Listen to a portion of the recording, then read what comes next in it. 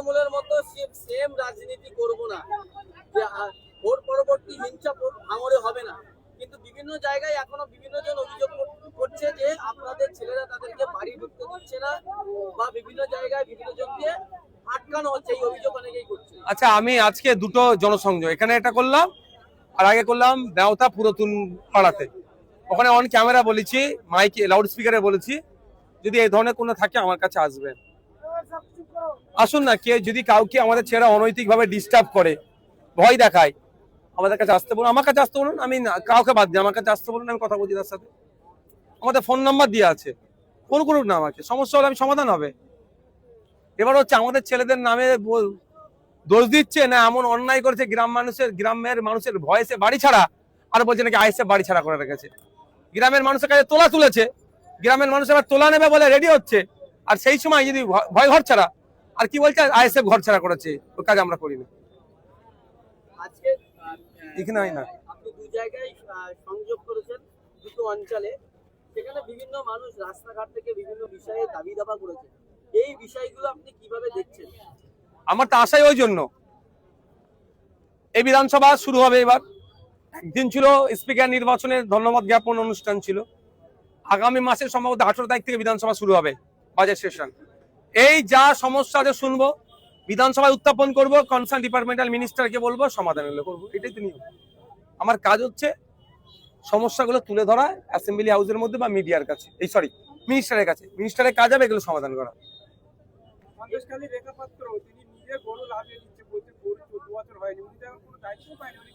ব্যাপারটা হচ্ছে উনি দায়িত্ব পাকা নাই পাক সেটা রাইট নয়, ওর গরু নাবিয়ে নিবা কারো রাইট নাই। সমস্যা হচ্ছে এটা 14 বছরের নিচে গরুকে বলি দেওয়া যাবে না তথা কুরবানি দেওয়া যাবে না। আপনি 14 বছরের নিচের গরুকে নিয়ে গিয়ে চাষ করতে পারেন না, দুধ দুইতে পারেন না, বাড়িতে পুষতে পারেন না, ওদের বিরুদ্ধে অভিযোগ করা দরকার। সমস্যা হচ্ছে মানুষ অভিযোগ করছে না, চুরির অভিযোগ করা দরকার, নিবিয়ে নিচ্ছে, চুরি করে নিচ্ছে, তো সব ঠান্ডা হয়ে যাবে। পুলিশও একটা গরুর গাড়িকে দাঁড় করিয়ে তাকে নামাতে পারবে না। হ্যাঁ, 14 বছরের নিচে কোনো গরুকে যদি জবা করে বলি দেয়, কুরবানি দেয়, তাহলে আইনত অপরাধ করলো। সে অপরাধের আপনারা দেখেছেন কাগজ সার্কুলেট হচ্ছে, 6 মাস জেল বা জরিমানা বা দুটি হতে পারে, অর্থাৎ জামিনযোগ্য। যখন বলি দিল, যখন জবা করলো, তখন অপরাধটা করলো। আপনি 14 বছরের নিচে একটা গরুকে নিয়ে কিনে নিয়ে যেতে পারেন না, বাড়িতে দুধ দইতে পারেন না, চাষের কাজে লাগাতে পারেন না, আপনি নিয়ে ট্রান্সপোর্টে যেতে পারবেন না। শুধুমাত্র হয়তো আতঙ্কের পরিবেশ তৈরি করা হচ্ছে। প্রশাসনের দেখার দায়িত্ব, প্রশাসনের একটা অংশ ফেল হচ্ছে এটা। তবে আমি মিডিয়ার মাধ্যমে সাধারণ মানুষকে বলবো, যদি এই ধরনের কোনো সমস্যার সম্মুখীন হয়, সেই পুলিশ হোক, আর কোনো বিজেপি নেতা নেত্রী হোক, আর সাধারণ মানুষ হোক, তার বিরুদ্ধে থানায় কমপ্লেন করুন, কমপ্লেনের কাগজ আমাকে দিন, আমি উচ্চতর নেতৃত্ব অফিসারদের সাথে কথা বলে প্রয়োজনে কোর্টের দ্বারস্থ হবো। এই কুরবানি নিয়ে রীতিমতো সংখ্যালঘু সমাজে, মুসলিম সমাজের মধ্যে একটা আতঙ্ক তৈরি হয়েছে, ইভেন আপনার বিধানসভা ভাঙড়ের মানুষের মধ্যে। কোন ভাঙড়ের মানুষকে বলবো কোনো আতঙ্কিত হওয়ার দরকার নেই, প্রথম ভাঙড়ের মানুষকে বলবো কিসের আতঙ্ক? কুরবানি দিতে পারবে কি পারবে না? পারবে না। কেন পারবে না? কোন জায়গা বলেছে কুরবানি দিতে পারবে না? কে বলেছে? কে বলেছে কুরবানি দিতে পারবে না? হ্যাঁ, একটা নিয়ম আছে, নিয়মের এখন মেলা জেলা আপনি আমি আবদ্ধ। এবারে এই নিয়মটাকে ভাঙতে হবে, গণতান্ত্রিক প্রক্রিয়ায় কি করতে হবে তার জন্য চ্যালেঞ্জিং জায়গা, শর্ট পিরিয়ড। এখন যেটা আছে তার বাইরে আপনি আমি যেতে পারবেন না। কিন্তু আমি কি বললাম, যে 14 বছরের নিচের কোনো পশু যেটা নির্ধারিত করা আছে তার বাইরে যতক্ষণ না আপনি বলি দিচ্ছেন, যতক্ষণ না ছুরি চালাচ্ছেন, কারো ক্ষমতা নেই, কোন আইনে নয় তাকে আটকানো। এটা বুঝতে পারছে না কেন সাধারণ মানুষ? সবটা বলে দিতে হবে আমাকে নাকি? পুলিশ কেন আটকাবে রাস্তাঘাটে? গাড়ি এই বাড়িতে গরু পুষতে পারবো না? গরুর দুধ খেয়ে আমি আমার শরীর স্বাস্থ্য ভালো থাকবে, বা দুধ বিক্রি করার জন্য আমি খাটাল থেকে একটা গরু কিনে নিয়ে যেতে পারবো না? কথা বলতে হবে তো, লাইভ চালান যেখানে আটকাচ্ছে, যে আপনি আমার গরুটা আটকালেন কেন? আমি গরুটা পুষার জন্য নিয়ে যাচ্ছি। যখন ছুরি চালাবে, যখন বলি দেবে, অপরাধ তখন করবে 14 বছরের নিচে হলে। যাদবপুরে আপনি গিয়েছিলেন, আপনি গিয়েছিলেন, কালকে আমরা দেখলাম যে শতরূপ ঘোষ শতরূপ দা গিয়েছিলেন একটা কোর্টে স্টে অর্ডার নিয়ে। যে স্টে অর্ডার পেয়েছে শত্রুঘ্নের হাতে গিয়েছে, সেই স্টে অর্ডার পাওয়ার জন্য আমি বিকাশ স্যারকে কোর্টে নিয়ে গেছি, অনুরোধ করেছিলাম কোর্টে আপনি আসুন। মামলাটা করেছিল নাসির আহমেদ, সম্ভবত কপি আমার গাড়িতে আছে, মামলা কপি আছে। অর্থাৎ ওই অ্যাডভোকেট হচ্ছে নাজিব আহমেদ, সম্ভবত অ্যাডভোকেট, সে পিটিশন করেছিল, দায়ের করেছিল কোর্টে। তার আমি বিকাশ স্যারকে রিকোয়েস্ট করেছিলাম, স্যার আপনি আসেন। বিকাশ স্যার এসে গতকালকে দাঁড়িয়েছিল। আমি এতটুকু বলে দিই, এটা নিয়েও তৃণমূল খেলা খেলছে। তৃণমূলে আগের দিনে মমতা ব্যানার্জি কোর্টে গিয়েছিল, ওরা বলছে মমতা ব্যানার্জি কোর্টে গিয়েছিল, এবার বুল্লিজান আটকেছে। মমতা ব্যানার্জি কোর্টে গিয়েছিল, তার জাজমেন্ট, তার অর্ডার কপি আর গতকালকের অর্ডার কপি দুটো বিস্তর তফাৎ। মমতা ব্যানার্জি বা কোনো রাজনৈতিক দল যদি বলে তারা কোর্টে গিয়ে এটা করেছে, মিথ্যা কথা বলছে। কোন রাজনৈতিক দল কোর্টে যে করেনি, করেছে এটা যারা ফ্যাক্টরি মালিক, তারা পিটিশনটা করেছিল, উকিল ছিল নাজিব আহমেদ। আমি বিকাশ স্যারকে রিকোয়েস্ট করেছিলাম, স্যার আসুন, অনুরোধ করেছিলাম এই করতে হবে। বিকাশ স্যার এসেছে, আর্গুমেন্ট করেছে, ফলে এটা স্টে হয়েছে। কোন রাজনৈতিক দল যদি এটাকে বলে তাদের কৃতিত্ব, আমি বলবো অসত্য কথা বলছে, যেটা তৃণমূল করে বেড়াচ্ছে। বিজেপি বিধায়করা মিডিয়ার সামনে বারবার বলছে আজান বন্ধ করে দেওয়া হবে, লাউড স্পিকারে আজানে আমাদের সমস্যা হচ্ছে বলে মানুষের মধ্যে একটা মানুষকে উস্কানো হচ্ছে। এই বিষয়টা কিভাবে দেখছেন? এই বিষয়টা আপনি আমার আগে একটু শোভনদেব বাবুকে জিজ্ঞাসা করেন না, বিরোধী দলের নেতা তো বিধানসভার 80টা সিট নিয়ে আছে, একটু তাদেরকে জিজ্ঞাসা করবেন না। আমি বলবো এতটুকু কথা, কারো কথাই পাত্তা দেবেন না। দেশ চলবে, রাজ্য চলবে সংবিধানকে সামনে রেখে, আইনকে সামনে রেখে চলবে, কারো কথায় পাত্তা দেবেন না। কলকাতা হাইকোর্টের অর্ডার আছে 65 ডেসিমিলের নিচে সাউন্ড বাজাতে হবে, তার মধ্যে থেকে বাজাবেন, কারো ক্ষমতা নেই আটকাবার। বিজেপির এক বিধায়ক তিনি সাংবাদিক আটকাও না, দাবি বাদ মে আয়েগা বলো। বিজেপির এক বিধায়ক সাংবাদিকের সম্মুখীন হয়ে তিনি দাবি করলেন যে মাদ্রাসা, যে খারিজি অবৈধ মাদ্রাসাগুলো বন্ধ করা হবে, যদি তারপরেও না বন্ধ করা হয় তাহলে আমরা বুলডোজার চালাতে বাধ্য হব। এবার ব্যাপারটা হচ্ছে এটা, বিজেপির যিনি বিধায়ক হয়ে মন্ত্রী হয়েছেন তার নামটা তো পরিচিতি ঘটাতে হবে। এই ধরনের আলটপকানা মন্তব্য করলে চর্চা হবে কি করে তার?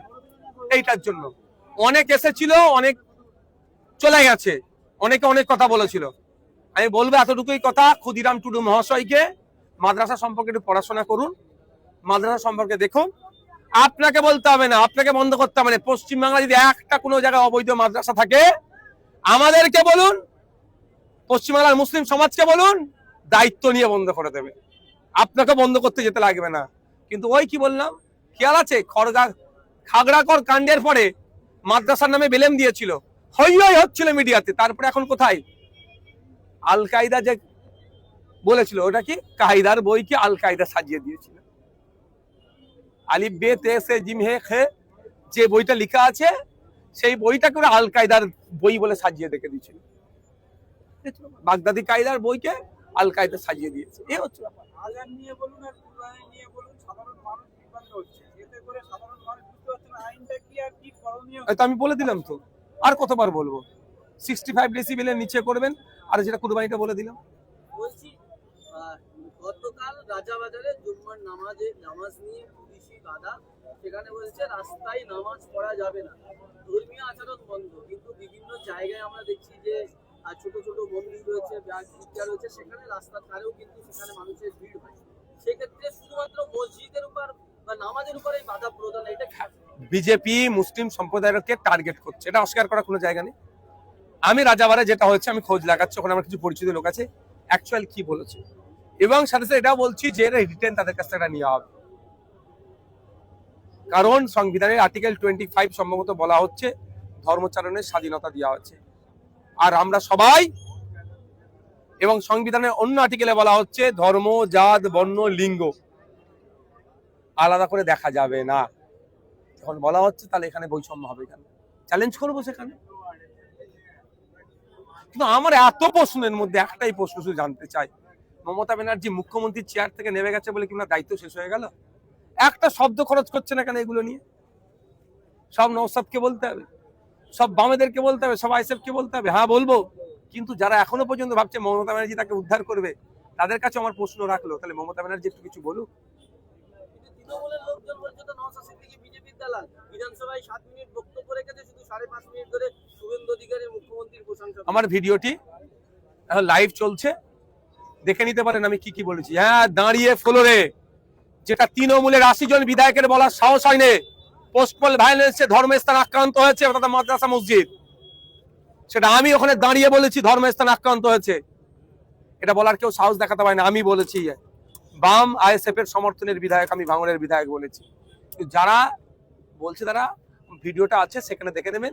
আচ্ছা, শুভেন্দু অধিকারী যদি বলে সূর্য পূর্ব দিকে উঠে পশ্চিমে অস্ত যায়, আমাকে তাহলে নিশ্চিতভাবে শুভেন্দু অধিকারীর বিরোধী করে বলতে হবে সূর্য পশ্চিমে উঠে পূর্বে অস্ত যায় নাকি?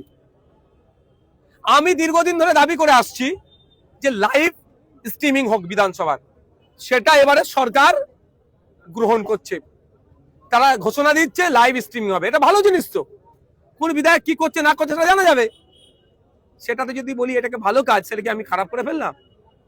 আর কারা বলছে? সেই তৃণমূলে যারা তোলা তুলে তাদের সংসার চলতো, তারা আজকে আমার বিরোধিতা করছে।